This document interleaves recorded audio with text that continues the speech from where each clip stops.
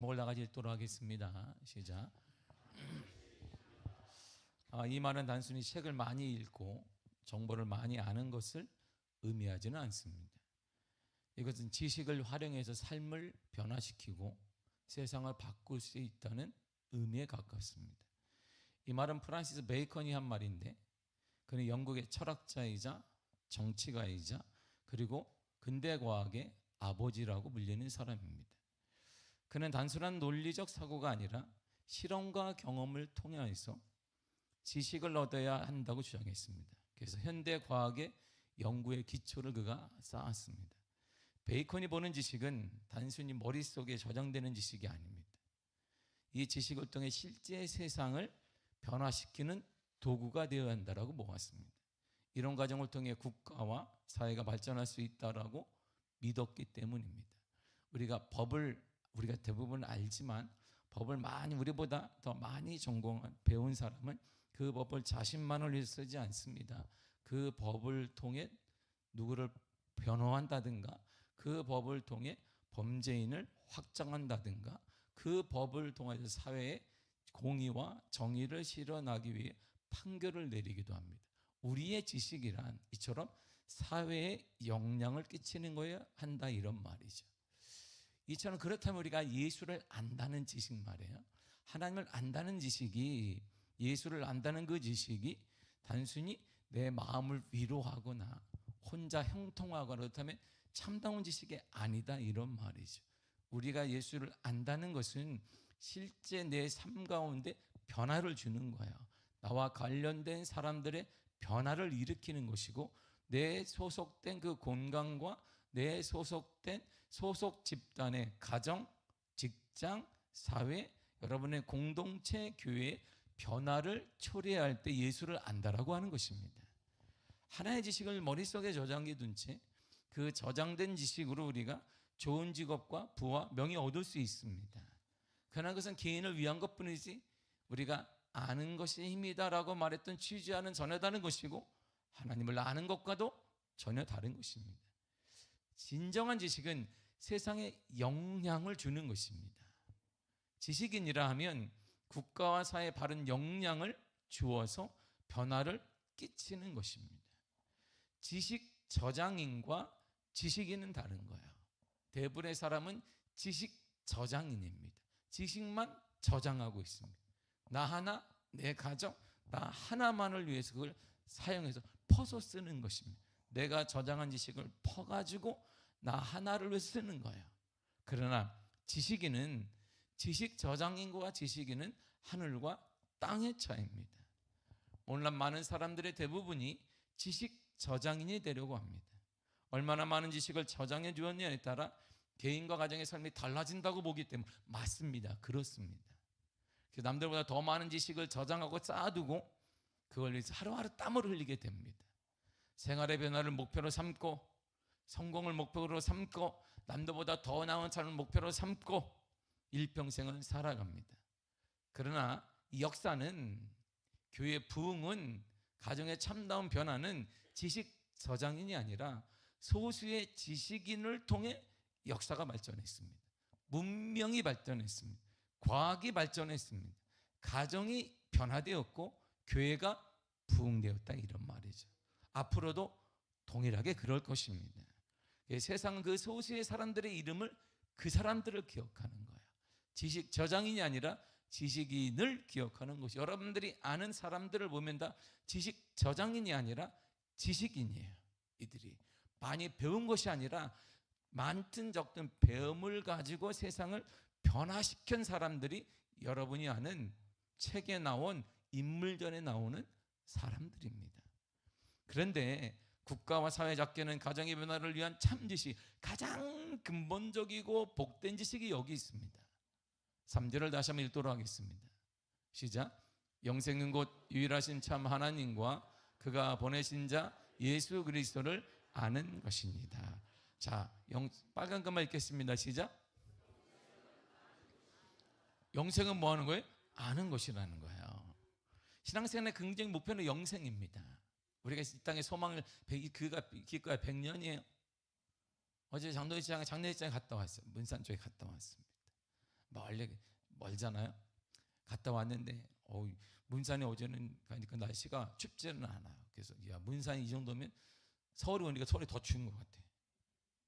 서울이 거기가 더 북쪽이라 추워야 되는데 그때 제가 긴장을 해서 그런지 마음이 그래서 그런지 몰라도 춥지는 않았어요. 긴장을 다 하고 얘기도 듣고 기도해주고 왔습니다. 인생이 우리가 길어봐야 100년도 안 돼요.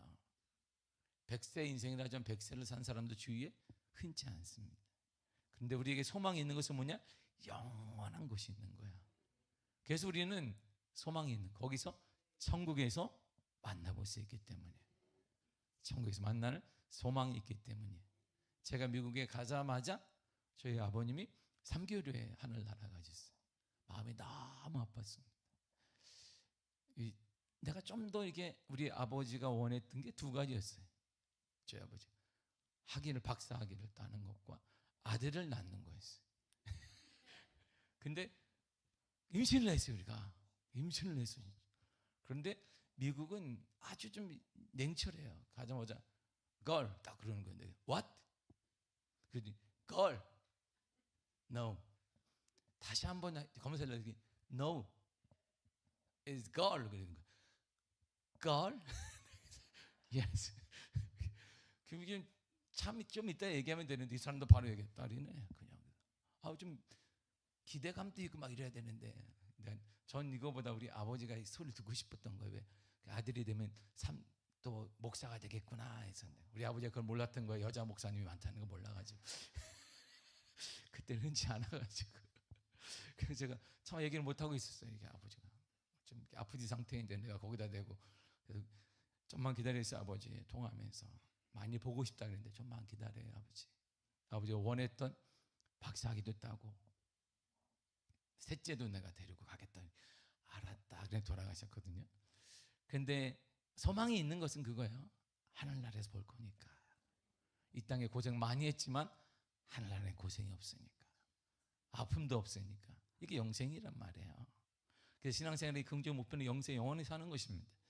근데 영생의 복을 누리기 필요한 것이 있다는 거예요. 뭐냐? 영생은 아는 것이다 이렇게 말해요. 알아야 면장을 한다라는 말이 있습니다. 우리 옛말에 예전에 군면 단위의 행정구역에서 면장이 있는데 그 면장이라는 사람은 행정 업무를 총괄하는 사람이었습니다. 근데 면장의 직무를 잘 하려면 지역 사정과 규정과 절차를 잘 알아야 합니다. 그래서 아무것도 모르면서 어떻게 면장을 하냐? 이렇게 시작된 말입니다. 어떤 일을 하면 그에 합당한 필요한 지식이나 경험이 있어야 한다 이런 뜻이죠. 마찬가지로 가장 값지고 신앙생활의 목표인 영생을 얻고 그 영생에 도달하기 위해서는 영생에 대해 제대로 알아야 되고 영생에 대한 참 지식이 있어야 한다 이런 말이죠. 영생을 얻기 위해서는 2가지를 알아야 된다는 거예요. 첫째는 유일하신 참 하나님을 알아야 되고 둘째가 예수 그리스도를 알면 영생이 있다 이렇게 말합니다. 나를 사랑하시는 하나님을 알고 그 사랑의 편을 보내주신 예수 그리스도를 알면 영생을 얻는다는 것이고 확신한다는 것입니다. 그렇다면 영생을 얻기 위해 가장 먼저 알아야 될 것이 하나 있습니다. 영생은 도대체 어디 있냔 말이에요. 어디 있어야, 어디 있는지를 알아야 그분에게 물어가서 찾아갈 거 아니에요. 예수님께 물어가. 예수님 영생이 어디 있나요? 어디 있어요? 영생 어디 있나요? 여러분 영생 어디 있어요? 신앙생활을 어땠나 보다. 우리가 다 담임 목사의 잘못인가? 또 영생 어디 있어요 이게? 영생 어디 있어요? 영생아 그러면 뭐 불러오나? 영생이 어디 있어요? 성경이 이렇게 말해요. 로마서 6장 23절을 쉬운 성경 읽겠습니다. 시작. 하나님의 선물은 우리 주 예수 그리스도 안에 있는 영생입니다. 영생이 어디 있어요? 예수 안에 있다는 거예요. 예수님 안에. 이거 다른 곳을 찾아봐야 소용없다 이런 말이에요. 다른 씨 만나봐야 소용없다. 다른 거 소용없다 이런 말이거든요. 좋은 집안 배경, 전문적인 학위, 뛰어난 친구, 왕성한 사업, 자랑할 만한 자녀의 성공, 자유로운 삶, 행복을 찾기 위한 노력 등등 다 좋습니다. 좋은 겁니다. 그러나 그곳에는 영생이 없다는 거예요. 영생은 오직 그리스도 안에 있다는 거예요. 예수 그리스도 안에 있다는 것입니다. 이 말은 예수 그리스도를 통해서만 얻을 수 있다는 거예요. 예수 그리스도를 믿고 영접해야만 얻을 수 있다 이런 말이죠. 그래서 요한복음 1장 4절에 이렇게 말합니다. 시작. 그 안에 생명이 있었으니. 그는 바로 예수님을 말하거든요. 예수 안에 뭐가 있다? 생명이 있다 이래요. 예수 안에 생명이 있다는 거예요. 근데 이 생명은 헬라어로 조에라는 뜻인데, 조에는 영생과 같은 의미입니다. 영생과 똑같이 쓰이는 거예요. 그러니까 예수 안에 뭐가 있다? 영생이 있고, 예수 안에 뭐가 있다? 생명이 있다, 이런 말이야. 예수 안에 뭐가 있다? 생명이 있어요. 다시 살아나는 힘이 있습니다. 그러니까 예수 안에 있는 영생을 얻게 되면 우리는 살아나는 힘이 있어요. 가정도 살아나고, 교회도 살아나고, 자녀도 살아나고, 우리도 살아날 수 있다, 이런 말이죠. 성경은 단호하게 이렇게 말합니다. 사도행전 4장 12절입니다. 시작. 다른 이로서는 구원을 받을 수 없나니 저나 사람 중에 구원을 받을 만한 다른 이름을 우리에게 주신 일이 없음이라 하였더라. 아멘. 다른 이름이 없습니다. 오직 예수밖에는 없는 거예요. 영생은, 참 생명은 오직 예수 안에만 있는 거예요. 예수 안에만 있는 것입니다. 이 땅의 가장 큰 복이 뭐냐?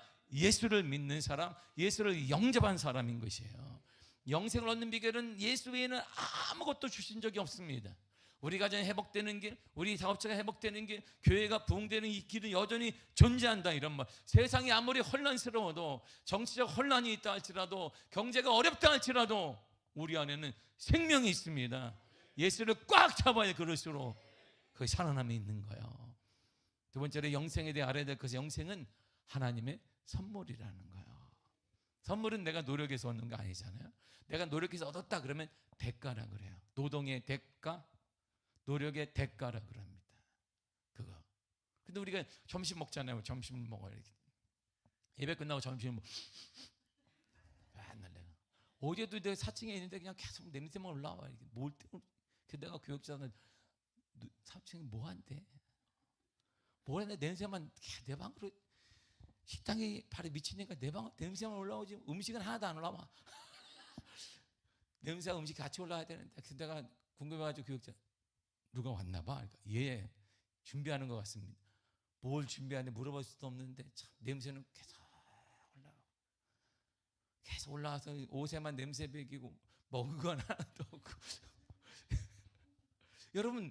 여러분들이 이건 노력해서 몇 사람만 노력한 거예요. 나머지는 우리는 그냥 먹는 거지.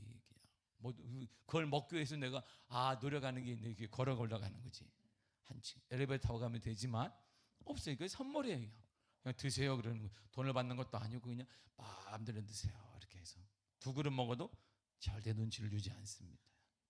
가끔 밥이 많이 먹어 떨어질 때도 있지만 그 눈치 주지 않습니다. 영생 하나님의 선물이라는 거예요. 하나님께서 죄인 우리에게 일방적으로 주신 선물이라는 거예요. 노력해서 얻은 거 아니란 말이죠. 우리 원래 종의 죄의 종이었어요. 그 마지막이 바로 죄의 마지막 종은 사망의 길입니다. 사망의 종이었던 우리에게 예수 그리스도를 믿음으로 영생을 그냥 주셨다라는 것입니다. 이것이 놀라운 은혜예요. 죄의 종이었을 때 사망의 열매를 맺습니다. 로마서 6장 21절 이렇게 말해주고 있습니다. 시작. 너희가 그때 무슨 열매를 얻었느냐? 이제는 너희가 그 일을 부끄러워하나니 이는 그 마지막이 사망임이라. 아멘. 보세요. 부끄러운 일, 죄진 일을 하게 되면, 죄를 짓게 되면 그 마지막이 뭐다? 사망이야. 마지막이 뭐가 온다? 사망, 죽는 거예요. 죄의 대가는 사망입니다. 그래서 죄의 종에게는 자연스럽게 사망에 따르게 되는 것입니다. 우리의 영혼이 죽어요. 하나님과 단절되게 됩니다. 가장 무서운 것은 우리가 사업이 어려울 수 있습니다. 소리 날 수도 있습니다. 경제에 문제가 일어날 수도 있습니다. 몸이 아플 수 있습니다. 그러나 가장 우리에게 위험한 것은 하나님과 영적 단절이 끊어지는 것인데, 그걸 모르는 거예요. 끊어져도 그냥 평안한 거예요. 그게 진짜 무서운 거예요.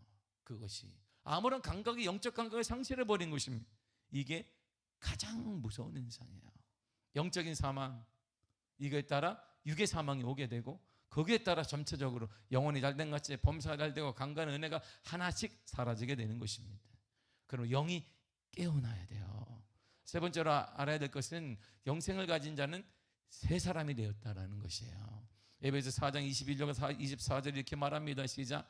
너희는 유혹의 욕심을 따라 썩어져가는 구습을 따르는 옛사람을 벗어버리고 오직 너희의 심령이 새롭게 되어 하나님을 따라 의와 진리의 거룩함으로 지으심을 받은 새 사람을 입으라. 아멘. 옛사람은 벗는 거예요. 옛사람은 죽고 새 사람이 되었다, 이런 말이죠.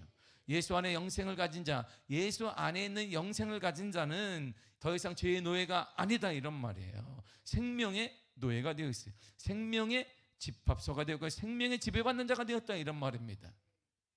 로마서 6장 18절이 이렇게 말하거든요. 시작. 죄로부터 해방되어 의에게 종이 되었느니라. 아멘. 신분의 변화가 일어난 거예요. 그러니까 죄의 끝은 사망이, 그 마지막의 사망이 죄의 싹슨 사망인데, 그래서 사망이 아니라 생명으로, 죄의 노예가 아니라 하나님의 자녀로 완전한 신분 변화가 일어나게 된 거예요. 예수 안에 영생을 얻게 되면 신분의 변화가 일어나요.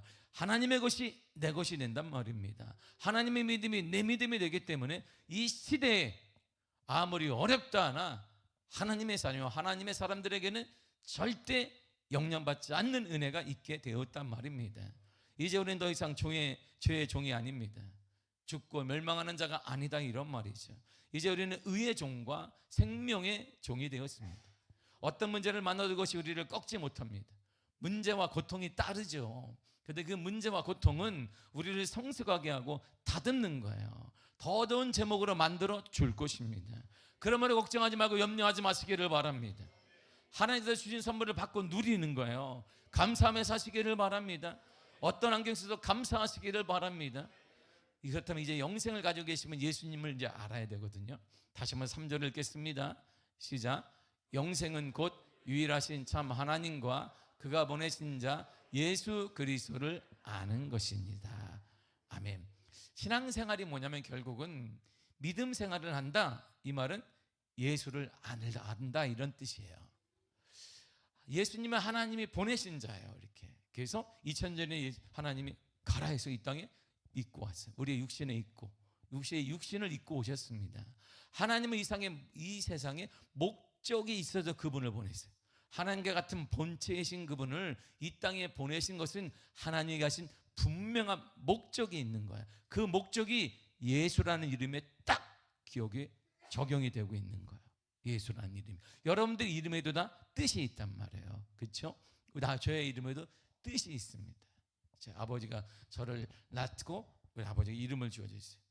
세상을 너를 통해서 거룩하게 만들고 평정하라, 그게 뜻이에요. 제가 할렐루야, 그 일을 하고 있네.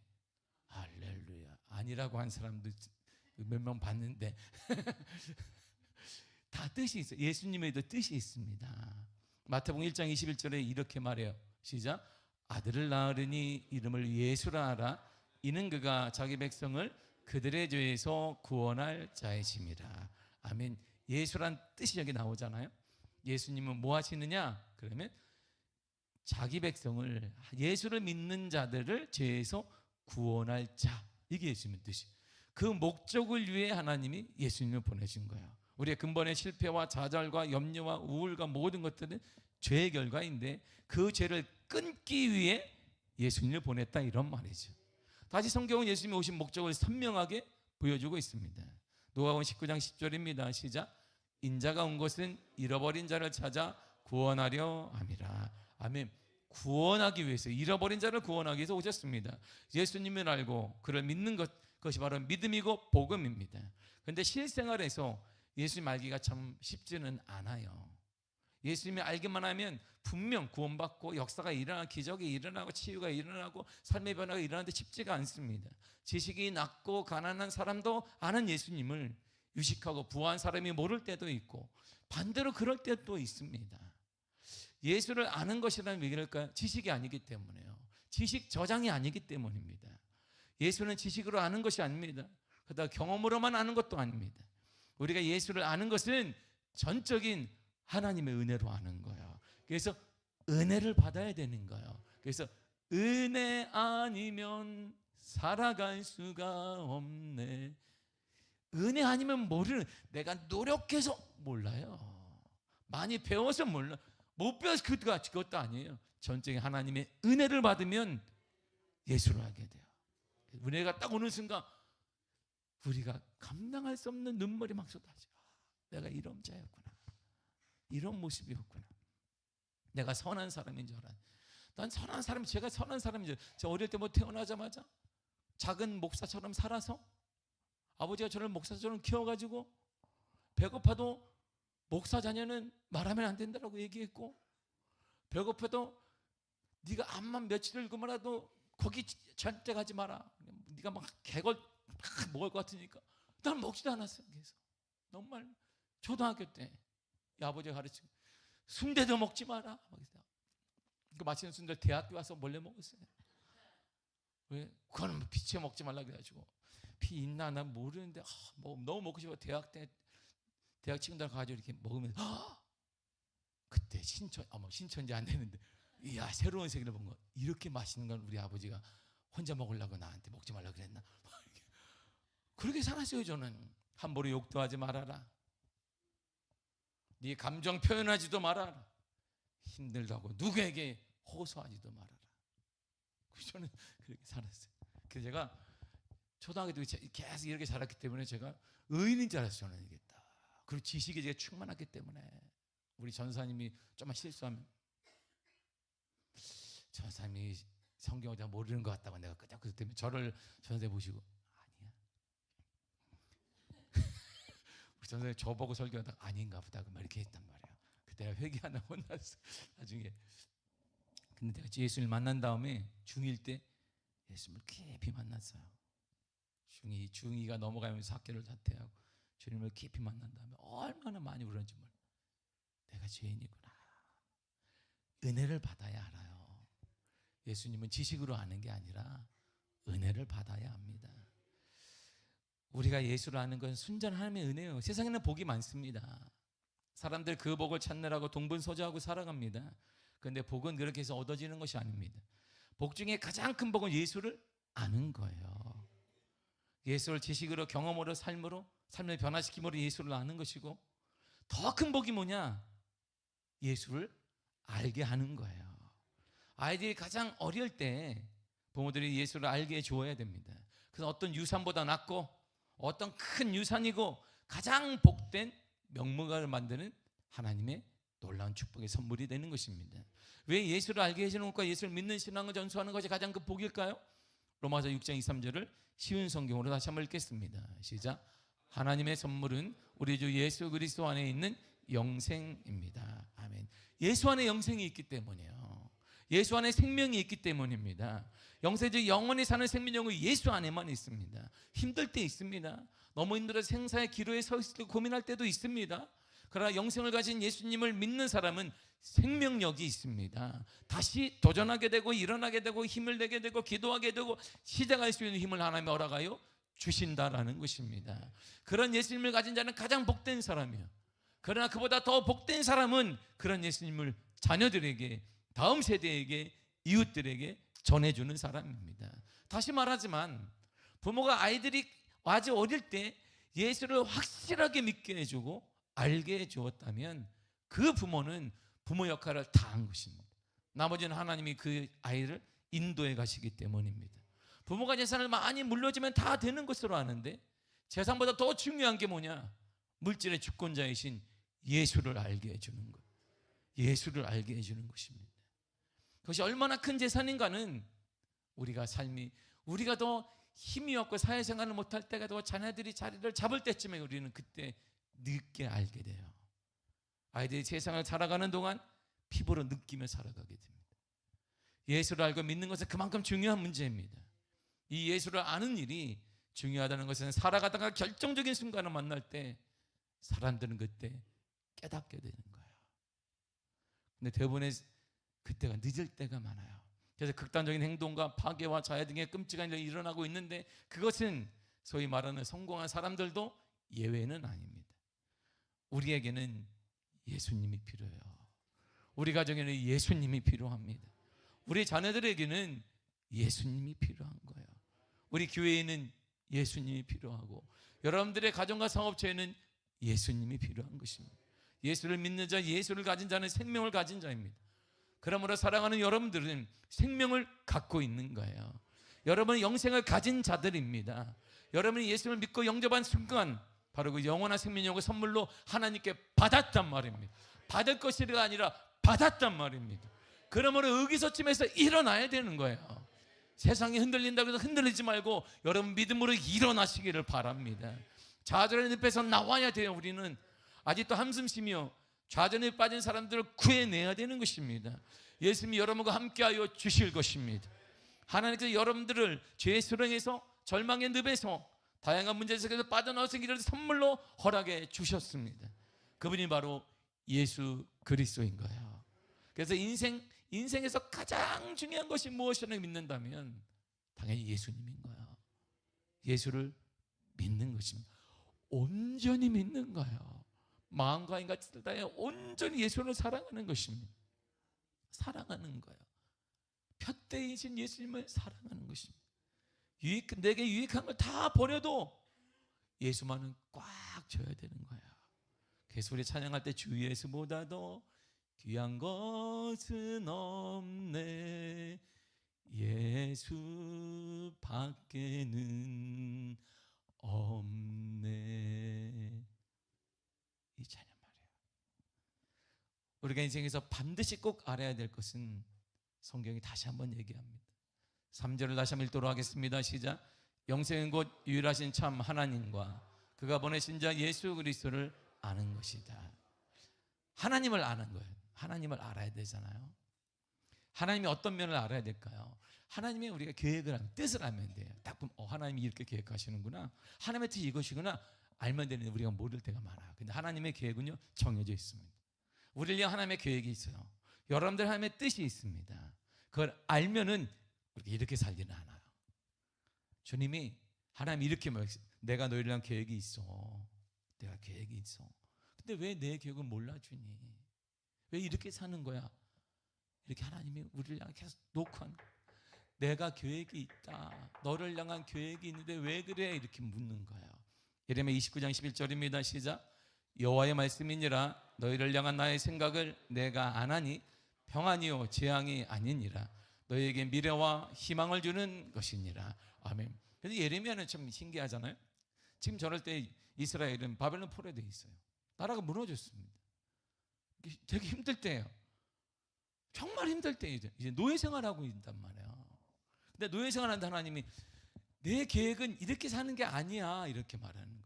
노예 생활하고 끌려다니고 정치가 변할 때마다 우리도 불안해하고 경제가 흔들릴 때마다 나도 그거 아니야 이런 말이에요. 제가요 거기 사는데요, 그거 아니다. 그걸 통해, 그 문제를 통해, 그 아픔을 통해 내 생각은 너에게 더 큰 평안을 주고 재앙을 주는 게 아니야, 미래와 희망을 주는 거야. 더 복된 미래를, 더 복된 희망을 너에게 주기 위한 방법인 거야 이렇게 말하는 거. 여러분, 그 문제는 우리를 주님이 멸하거나 우리를 질책하거나 타박하기 위함이 아니라 그걸 통해 내가 더 다듬어져서 우리의 미래가 밝아지고 우리의 미래의 희망이 낳도록 만들어주시는 하나님의 방법인 거예요. 하나님의 뜻이다 이런 말입니다. 하나님은 그래서 우리에게 은혜를 주시기를 원하셔요. 제가 매번 얘기하지만 하나님은 원하시면 이런 게 아니에요. 여러분, 하나님 원하시면 이렇게 사는 게 아닙니다. 하나님 원하시면 정확히 정해져 있습니다. 민수기 6장 24절의 6절입니다. 시작. 여호와는 내게 복을 주시고 너를 지키시기를 원하며 여호와는 그의 얼굴을 내게 비추사 은혜 베푸시기를 원하며 여호와는 그 얼굴을 내게로 향하여 두사 평강 주시기를 원하노라. 아멘. 보세요, 하나님은 원한다. 계속 반복돼야죠. 하나님은 원한다. 하나님은 원한다. 너에게 원한다. 원해. 우리에게 뭘 원하겠습니까? 기가 막힌 뭘 드리고 그런 게 아니란 말입니다. 생명을 다해서 헌신, 이런 게 아니라면 주님이 원하시면, 진정한 주님이 원하시면, 하나님은 원하시는데 복을 주기를 원하고, 하나님은 원하시는데 지켜주기를 원하고, 하나님은 원하시는데 은혜 베풀기를 원하고, 하나님은 원하시는데 평강 주기를 원한다. 하나님의 원하심은 이거인 거예요. 하나님의 원하심, 우리를 향한 하나님의 이것이 원하는 거예요. 하나님이, 사랑하는 성도 여러분, 하나님은 우리에게 그걸 원하십니다. 그래서 하나님은 당신의 원하심을 보여주기 위해 이 땅에 당신과 같은 예수 그리스도를 보내주신 거예요. 내가 얼마나 원하는지 아니? 내가 너를 복주고 지켜주고 은혜 주고 평강 주기를 얼마나 원하는지 당신과 본체이신 예수 그리스도를 이 땅에 보내주신 거예요. 요한에서 4장 9절에서 이렇게 말합니다. 시작. 하나님의 사랑이 우리에게 나타난 바 되었으니 하나님이 자기의 독생자를 세상에 보내심은 그로 말미암아 우리를 살리려 하심이라. 아멘. 하나님의 사랑은 원하심이잖아요. 그게 어떻게 나타났냐면 나타났어요. 독생자를 세상에 보내셨어요. 그를 통해 우리를 어떻게 한다? 살려주시는 거예요.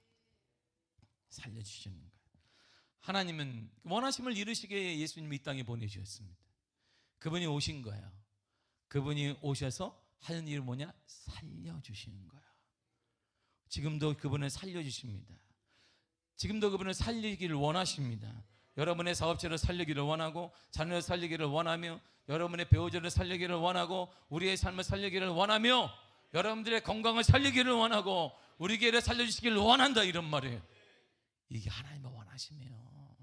그렇다면 우리를 살리기 위해 이 땅에 오신 예수님은 어떻게 우리를 살렸을까요? 방법이 여기 나와 있어요. 요한일서 4장 10절입니다. 시작. 우리 죄를 속하기 위하여 화목제물로 그 아들을 보내셨습니다. 아멘. 구약에는 5가지 제사가 있습니다. 번제, 소제, 화목제, 속건제, 속죄제. 5가지 제사법이 레위기에 나와요. 이게 하나님께 예배하는 방법이 딱 5가지. 번제, 소제, 화목제, 속죄제, 속건제. 이게 구약의 제사입니다. 그 중에 3번째 중심에 있는 게 화목제예요. 화목제. 이 화목제는 평화의 제사, 화평의 제사. 오늘날 말하면 평화의 예배, 화평의 예배, 이렇게 말해주고 있습니다. 이 제사는 하나님과 사람 사이에 화목을 상징하는 거예요. 막힌 담을 헐기 위해서 예배를 드리고 제사를 드리는 것입니다. 또한 사람과 사람 사이의 관계 회복을 위한 수단이기도 합니다. 특별히 이 제사는 하나님께 감사와 기쁨을 드리는 것이고, 하나님의 은혜로 이루어진 평화의 공동체 화목을 조성하기 위한 목적이 있습니다. 화목제의 제물로는 소와 양과 우리가 아는 염소를 선택하는데, 이 짐승들은 흠없고 상처가 아무것도 없는 깨끗한 것이어야 합니다. 그래서 사람들이 제사드리러 올 때 이게 멀리에서 이게 염소를 끌고 오지 않는 이유는, 오다가 얘가 이게 나무가지에 스치기도 하고 상처만 나면 드릴 수가 없는 거예요. 그래 돈만 갖고 와서 이렇게 그 앞에 또 파는 거예요. 그러니까 거기서 염소 같은 걸 파니까 돈 주고 매매를 하는데, 이 사람들이 가격을 높이 받는 거예요. 살래 안 살래? 이게 비싸죠? 10배밖에 안 비싼데 나는 옆집 가면 20배 받아. 그러니까 아니 그래도 내가 갖고 오면은 100원이면 사는데 여기서는 10만 원 달라고 어떡하지? 그랬는데 안 사? 예배의 자세가 틀렸네 저 사람. 그러니까 돈만 주고 산단 말이에요. 돈을 버니까. 그래서 예수님이 성을 확 뒤엎은 거예요. 강도의 구렬로 만드느냐, 강도의 집합소냐, 여기가 하나님께 예배하는 거, 기도하는 것이. 그래서 예수님이 그때 의를 드러낸 것이거든요. 흠이 있으면 안 돼요. 그리고 나서 선택된 제물에 손을 얹고 안수합니다. 안수한 다음에 목을 툭 쳐요. 피를 다 받아요. 피를 받아서 제단에 뿌리는 것입니다. 하나님, 우리의 죄를 용서하시고 막혔던 담이 허물어지게 하여 주옵소서. 이렇게 그 방법으로 그 다음에 그 제물에 지방과 내장을 하나님께 태워서 드리는 거예요. 또 그게 화목제입니다. 근데 예수님이 그걸 오셨다는 거야. 예수님 우리와 하나님과 막힌 담을 헐기 위해서 피를 다 십자가의 피를 흘리시고 죽으시고 그 일을 하기 오신 거야. 그 일을. 이것이 화목제입니다. 예수님은 하나님과 우리 사이에 막힌 담을 허물고 평화로운 관계를 주시기 위해서 화목제물이 되셨습니다. 피를 흘리고 죽으셔만 했고 그 일을 하기 위해 이 땅에 그래서 오신 거예요. 2000전에 이 땅에 오신 것입니다. 이 일을 하도록 하나님께 예수님을 이 땅에 보내주신 것이고, 그래서 성경은 이렇게 하나님의 사랑이 거기 딱 담아. 내가 아들을 이렇게 줬지 않니? 이런 너희들을 위해서. 근데 뭐가 필요해? 이렇게 묻는 거. 잘 보세요. 이게 정말 중요하거든요. 시작. 자기 아들을 아끼지 아니하시고 우리 모든 사람을 위해서 내주시니까 어찌 그 아들과 함께 모든 것을 우리에게 주시지 아니하겠느냐. 아멘.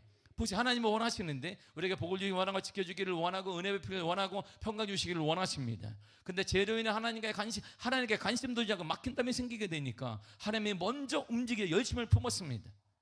그래서 죄로 막혀있던 우리의 담을 허물고 화평에 누리는 삶, 에덴의 삶을 회복시키기 위해 예수님을 이 땅에 보내주신 것이에요. 독생자 그리스도를 보내시고 자신의 본체의 신 그리스도를 보내주셨습니다. 죄의 대가는 사망이기 때문에 대신 십자가에 죽게 하기 위해 이 땅에 보내신 것이에요. 어느 누가 자신에게 죄짓고 여전히 등 돌리고 있는 그 사람을 아들까지 주면서 화해를 청하겠습니까? 근데 하나님은 그런 거예요. 그리고 하나님이 내가 이 아들까지 주었는데 무엇을 못 주겠니? 이렇게 묻는 거 우리에게. 뭘 더 원하니? 아들까지 준 내가 뭘 못 주겠니? 이게 하나님의 마음인 거예요. 여러분, 하나님의 아들도 주었는데 구하라는 것입니다. 입을 열어 구하시기를 바랍니다. 이게 하나님의 마음을, 왜 하나님의 마음 모르냔 말이에요. 아들까지 준 하나님이 우리에게 묻는 거예요. 뭘 더 원하니? 뭘 더? 하나님 오늘 다시 말씀하십니다. 나는 원하는 게 있어. 나는 내게 복을 주기를 원해. 나는 원하는 게 있다. 너를 지켜주기를 원해. 나는 정말 원해. 내게 은혜 베풀기를 원해. 내가 정말 원하는 것은 내게 평강 주기를 원하는 거야. 그래서 내가 독생자도 보냈는데 뭘 주랴? 주님이 마음을 확 열고 손을 다 펼치고 있는데 여전히 원망하며 불평하며 하나님께 나아가지 않고 하나님께 등 돌리고 있는 우리의 모습이, 이게 삼리 영화와 같은 거예요. 팔 다 벌리고 있는데. 사랑하는 성도 절대 잊지 마십시오. 모든 축복과 은혜와 긍휼 등은 모두 예수 그리스도를 통해서만 주시는 것입니다. 그러므로 예수님을 믿으시기를 바랍니다. 지식적인 신앙인이 아니라 믿어야 되는 것입니다. 삶을 던져 믿으시기를 바랍니다. 예수를 믿고 마음에 영접하시기를 바랍니다. 그 예수님, 그 구원자를 자녀들에게 우리가 소개하고, 이것이 부모가 있는 최고의 선물임을 확신해야 되는 것입니다. 이 땅에 인간의 몸을 입고 오신 예수를 믿는 것보다 귀한 것은 없습니다. 값진 것은 없습니다. 축복은 없습니다. 그리고 이제 우리가 그런 예수님을 가졌다면 우리의 삶은 이렇게 살아야 되는 것이에요. 로마서 6장 22절입니다. 시작. 이제는 하나님께 종이 되어 거룩함에 이르는 열매를 맺었으니 그 마지막은 영생이니라. 아멘. 거룩을 살다 보면 어디까지 연결되냐? 그게 영생으로 가는 거야. 이야, 거룩이 뭘까요? 구분되는 거예요. 거룩은 뭘까요? 분별되는 것입니다. 거룩하십시오. 그러면 예수 안에 영생을 얻게 될 것입니다. 구분된 삶을 살라, 이런 말이에요. 말에 구분지켜라. 인생의 목표가 달라야 됩니다. 나를 위한 것이 아니라 공동체를 위하고 타인을 위하고 내가 배워서 남을 도와주고 내가 모아서 남을 도와주는 인생의 목표가 달라져야 되는 것입니다. 그러면 더 큰 은혜와 더 큰 축복과 더 큰 역사를 허락해 주시는 것입니다. 하나님의 은혜가 정말 가득하기를 원하고 축복이 가득하기를 원하면 우리 사고 자체가 바뀌어야 됩니다. 우리가 돈을 많이 버는 이유는 딱 하나인 것입니다. 영혼을 살리기 위한 것이고 어려운 일을 돕는 것입니다. 이것이 우리가 해야 될 일인 것입니다. 예수님을 태하는 태도 달라야 돼요. 우리는 예수님이 가라 그러면 가는 것입니다. 놓으라 그러면 놔야 되는 것입니다. 믿음의 방식으로 살고 믿음의 방식으로 보고 예수님의 방식으로 따라가고 하나님 나라 방식으로 살아가야 되는 것입니다. 오직 믿음으로 바라보시길 바랍니다. 믿음으로 말하시길 바랍니다. 믿음으로 생각하시기를 바랍니다. 믿음으로 격려하시기를 바랍니다. 믿음으로 꿈을 주시기를 바랍니다. 믿음으로 선포하시기를 바랍니다. 우리의 모든 저주와 원망은 다 끝내고 이제 감사의 입으로 축복의 입이 되시기를 바랍니다. 그럼에도 헌신하고 희생하고 나누고 주고 베풀 때 하나님께 우리의 마지막 길이 영생으로 인도해 주는 것이고 그 영생의 삶을 죽고 난 다음이 아니라 지금부터 달라지는 거예요. 우리의 가정이 살아나게 되는 것이고 여러분들의 자녀들이 살아날 뿐만 아니라 우리 교회가 살아나 하나님의 거룩한 역사를 일구게 되는 것입니다. 그런 축복의 은혜가 성탄절을 맞이하는 예수 그리스도를 믿음으로 여러분의 삶에 넘쳐나게 될 간절히 축복합니다. 기도하겠습니다.